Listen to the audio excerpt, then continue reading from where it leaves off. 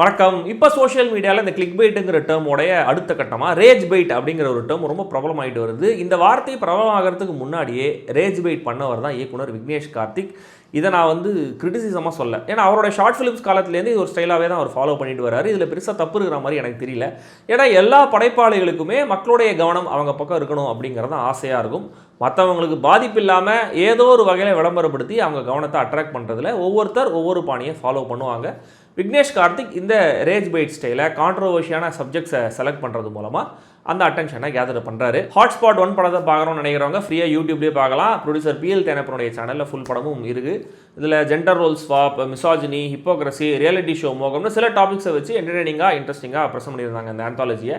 So இந்த part 2ல் என்னென்ன கான்ட்ரவர்சிஸை டச் பண்ணியிருக்காங்க அப்படிங்கிறத சொல்கிறேன். நீங்கள் சப்ஸ்கிரைப் பண்ணலாம், சேனலுக்கு சப்ஸ்கிரைப் பண்ணுங்கள். வீடியோ எப்படி இருந்துங்கிறத கமெண்ட்டில் சொல்லுங்கள். லைக் பண்ணுங்கள், ஷேர் பண்ணுங்கள். சேனலுக்கு கான்ட்ரிபியூட் பண்ணணும்னு நினைக்கிறாங்க, மெம்பராகவும் ஆகலாம்.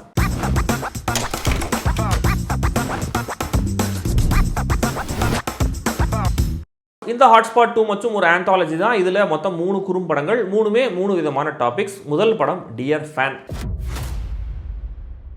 இந்த ஆந்தாலஜியில் என்னுடைய ஃபேவரட் இதுதான். ஃபர்ஸ்ட் ஹாஃபில் வர ஒரே ஒரு படம் கூட இதுதான். இதில் 2 டாப் ஸ்டார்ஸ் அவங்களுடைய ஃபேன்ஸ் எப்போ பாரு சண்டை போட்டுட்டே இருக்காங்க. இந்த அஜித் விஜய் ஃபேன்ஸ் சண்டையை வச்சு தான் இதை பண்ணியிருக்காங்க. ஆனால் அதை வெளிப்படையாக சொல்லலை. ஆதித்யா பாஸ்கர் ஒரு ஸ்டாரோடைய ஃபேன், ரக்ஷன் இன்னொரு ஸ்டாரோட ஃபேன். இவங்க 2 பேர் ஃபேமிலியையும் ஒருத்தன் கடத்தி வச்சிடறான். கடத்தி வச்சுக்கிட்டு இந்த 2 டாப் ஸ்டார்ஸுமே தான் கூட ஃபோனில் கான்ஃபரன்ஸில் பேசலைன்னா இவங்கள கொண்டுடுவேன் அப்படின்னு பிளாக்மெயில் பண்ணுறான். அவங்களும் ஆக்சுவலாக பேச ஒத்துக்கிறாங்க. இதுக்கப்புறம் என்ன ஆச்சு அப்படிங்கிறது தான் இந்த கதை. டாக்ஸிக் ஃபேன் கல்ச்சரையும் அதோடைய விளைவுகளையும் இந்த கதை பேச முயற்சி பண்ணுது. இப்போ சோஷியல் மீடியாவில் மாற்றி டைம் வேஸ்ட் பண்ணிட்டு இருக்கிற ரசிகர்கள் கூட்டம் கண்டிப்பாக பார்க்க வேண்டிய கதைன்னு தான் நான் இதை சொல்லுவேன். அதுவும் MS பாஸ்கர் கேரக்டர் பேசுகிற டயலாக்ஸ் எல்லாம் அட்டகாசமாக எழுதப்பட்டிருந்தது. அவருக்கு இதெல்லாம் ஜுஜுபி ரோல் தான், ஊதி தள்ளி மாஸ் காட்டியிருக்காரு. ஆதித்யா பாஸ்கர், ரக்ஷன் 2 பேரும் நீட்டான பெர்ஃபார்மன்ஸஸ் டெலிவரி பண்ணியிருக்காங்க. நடுவில் வர டிவி டிபேட் காட்சிகள் எல்லாம் நல்ல சட்டையராகவும் இருந்தது. இதில் ஆதித்யா கதிரோடைய கவுண்டர்ஸ் சில இடங்களில் நல்லாவே சிரிக்க வைக்குது. முக்கியமாக இந்த கதையோடைய முடிவு சூப்பராக இருந்தது. 3 கதைகளுடைய ப்ரெசன்டேஷனுமே டோனலி லவுடாக இருந்தாலும் பயங்கரமான கற்பனையாக இருந்தாலும் இந்த க்ளோஸ் டு ரியாலிட்டின்னு ஃபீல் ஆனது இந்த கதையுடைய முடிவு தான். 2வது கதை பிளாக் அண்ட் ஒயிட். தம்பி ராமையா அவருடைய பொண்ணை ஃபாரினுக்கு அனுப்பி படிக்க வச்சிருக்காரு. பல வருஷங்கள் கழிச்சு பொண்ணு இந்தியா வராங்க. ஆனால் அவங்களுடைய அந்த ட்ரெஸ்ஸிங் ஆட்டிடியூடை பார்க்கும்போது அவருக்கு சுத்தமாக பிடிக்கல. இவங்க 2 பேரோட கிளாஷில் என்ன ஆச்சு அப்படிங்கிறதா இந்த கதை. தம்பி ராமையா அவருடைய மீட்டர்லேருந்து கொஞ்சம் இறங்கி தன்மையான ஒரு அப்பாவா டீசெண்டான போர்ட்ரையில் தந்திருக்காரு.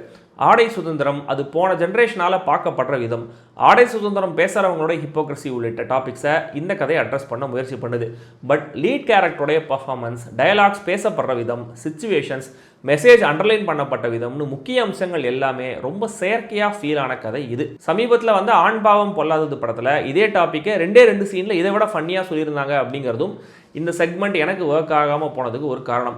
தென் தனிப்பட்ட முறையில் இந்த கதை சொல்ல வந்த கருத்து இன்னும் கூட கொஞ்சம் பெட்டராக, ப்ராப்பராக, சென்சிபிளாக சொல்லப்பட்டுக்கலான்ற மாதிரி எனக்கு இருந்துச்சு. 3வது கதை யுவர்ஸ் லவ்விங்லி லவ். அவளுக்கு என்னையும் பிடிச்சிருக்கா, உன்னியர் பையனும் பிடிச்சிருக்கான். 3 பேர் சேர்ந்து லிவிங் டுகெதர்ல இருக்கலாமான்னு கேட்குறான். ட்ரூ லவ்வை தேடி பல பெண்கள் கிட்ட மொக்க வாங்கிட்டே இருக்காரு அஸ்வின். ஒரு நாள் அவருடைய ஃபோனில் ஒரு புது சிம் கார்டு போடும்போது எதிர்பாராத விதமாக 25 வருஷம் தாண்டி ஃபியூச்சரில் இருக்கிற ஒரு பொண்ணோட பேசுகிற சான்ஸ் கிடைக்குது. அந்த பொண்ணு தான் பவானி ஸ்ரீ. இவங்க 2 பேரும் என்ன பேசுகிறாங்க, இவங்களால சந்திக்க முடிஞ்சுதா இல்லையா, இதுதான் இந்த படம். புது கான்செப்ட் இல்லை தான், பட் இந்த கான்செப்டுக்குள்ளே ஒரு நல்ல ரொமான்டிக் காமெடிக்கான பொட்டன்ஷியல் இருக்குங்கிறத காட்டி கொடுத்துருக்காரு இயக்குனர். அஸ்வின் அந்த கேரக்டருடைய குழப்பத்தை நல்லா போர்ட்ரே பண்ணியிருந்தாரு. எப்போ பாரு குடிச்சிட்டே இருக்கிற அந்த ஃப்ரெண்டு கேரக்டர் அடிக்கிற கவுண்டர் டைலாக் சிலது நல்ல பஞ்சாக இருந்துச்சு. பவானி ஸ்ரீயும் நல்லாவே நடிச்சிருக்காங்க. ரொம்ப காம்ப்ளிகேட் பண்ணிக்காம இந்த கான்செப்டை கன்வே பண்ண விதமும் நல்லா இருந்தது. சமீபத்தில் ஹவுஸ்மேட்ஸ் படத்தோட எலிமெண்ட்ஸ் இந்த கதையில் கொஞ்சம் தெரியுது. ஏன் இயக்குனருடைய அடியே படத்தோட எலிமெண்ட்ஸும் இந்த கதையில் இருக்கு. பட் இந்த கதையில் டூ மச்சாக ஃபன் பண்ணிட்டாங்க. அதனால் ஒரு பெரிய பட்ஜெட் அமெச்சூர் ஷார்ட் ஃபிலிமை பார்க்குற ஃபீல் தான் வருது. இந்த கதையோடைய எண்டிங்கில் முதல் ட்விஸ்ட் ப்ரீ டெஸ்டினேஷன் படத்தோட இன்ஸ்பிரேஷன்னா, 2வது ட்விஸ்ட் ஒரு பிரபலமான அடல்ட் ஜோக்கோட இன்ஸ்பிரேஷன்.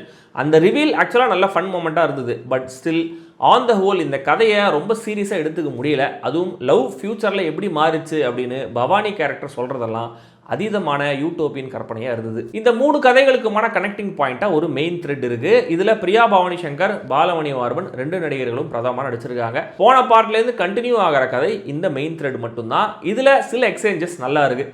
பிரியா பவானி சங்கர் கிளீனான ஒரு பர்ஃபார்மன்ஸை டெலிவரி பண்ணியிருந்தாங்க. படத்தோட ப்ரொடியூசர்ஸில் ஒருத்தரான பாலமணி மார்பன் போன பார்ட் மாதிரி இந்த வாட்டியும் அமெச்சூரான நடிப்பையை கன்சிஸ்டண்டாக கண்டினியூ பண்ணியிருக்காரு. பட் இந்த மெயின் த்ரெட்டில் புதுசாக எதுவும் இல்லை. போன பார்ட்டோட அதே தோசையை திருப்பி போட்டு கொஞ்சம் ரெயின்போ கலர் பூசியிருக்காங்க அவ்வளவே. மூணாவது கதை மாதிரியே இந்த மெயின் த்ரெட்டையும் ரொம்ப ஃபன்னாக ப்ரெசென்ட் பண்ணணும்னு நினச்சி சீரியஸ்னஸ் இல்லாமல் பண்ணிட்டாங்க. சோஷியல் மீடியாவில் நாம் அடிக்கடி பார்க்கக்கூடிய 2 பிரச்சனைகள் அண்ட் ஒரு ஃபேண்டசி கான்செப்ட்னு 3 கதைகள். கேட்க ப்ராமிசிங்காக இருந்தாலும் ஆம்பிஷியஸாக தெரிஞ்சாலும் முதல் பார்ட் அளவுக்கு இந்த பார்ட் என்ன என்கேஜ் பண்ணல. மேக்கிங்காகவும் இந்த பார்ட் மீடியாக்காராகவே இருந்தது. மெசேஜிங்காக ப்ரீச்சியான டோனையே இந்த பார்ட்டில் கையில் எடுத்திருந்தார் இயக்குனர். போன பார்ட்டில் கலையரசன் கதையில் மட்டும்தான் இந்த பிரச்சனை எனக்கு இருந்தது. நரேஷனில் ஒரு சின்ன லெவல் சொஃபிஸ்டிகேஷன் வேணும், ரைட்டிங்லேயும் ப்ரெசன்டேஷன்லையும் கொஞ்சம் நுவான்ஸ் வேணும்னு என்ன மாதிரியே நீங்களும் எதிர்பார்ப்பீங்கன்னா உங்களுக்கு ஏமாற்றமே மிஞ்சும். இந்த டாபிக்ஸ் எல்லாம் கான்ட்ரோவர்ஷியலாக ராவாக இருக்கணும்னு இயக்குனர் நினச்சிருக்கலாம். ஆனால் அதோடைய ப்ரெசன்டேஷன் மெச்சூரிட்டி இல்லாத அன்பாலிஷ்டு விஷனாக தான் தெரியுது. ஒரு படம் நல்ல மெசேஜை சொல்லணும்னு அவசியம் இல்லை, ஆனால் நல்ல கேள்விகளை எழுப்பலாமேங்கிற மாதிரி சில வசனங்களில் இருக்கிற அந்த பஞ்சை மொத்த படத்துலையும் டெலிவர் பண்ணியிருந்தா இன்னும் கூட நல்லா இருந்திருக்கும். சதீஷ் ரகுநாதனுடைய பின்னணி இசை படத்தோடைய டோனுக்கு ஆப்டாக இருக்குது. மொத்தத்தில் இந்த ஹாட்ஸ்பாட் டூ மச் ஒரு கதையை தவிர ஓவராலாக ஒரு ஓகேவான ஆந்தாலஜி முயற்சி. இது ஃபர்ஸ்ட் பார்ட்டாக இருந்திருந்ததுன்னா கண்டிப்பாக இந்த ஏமாற்றம் இருந்திருக்காது. ஆனால் முதல்லையே பெட்டரான ப்ராடக்ட்டை டெலிவர் பண்ணிவிட்டு இப்போ தமிழ் சினிமாவின் சீக்வல் சாபத்தில் மாட்டிக்கிட்ட இந்த 2வது பார்ட்டை பார்த்தா ஏமாற்றமாக தான் இருக்குது. ஸ்டில் 2 மணி நேரத்தில் டைம் பாஸுக்கு ஒரு படத்தை பார்க்கணும் அப்படின்னு நினைக்கிறவங்க ட்ரை பண்ணலாம். படத்துடைய தீம் அண்ட் சில வசனங்களுக்காக இது என்னுடைய பார்வையில் கண்டிப்பாக அடல்ட்ஸ் ஒன்லி.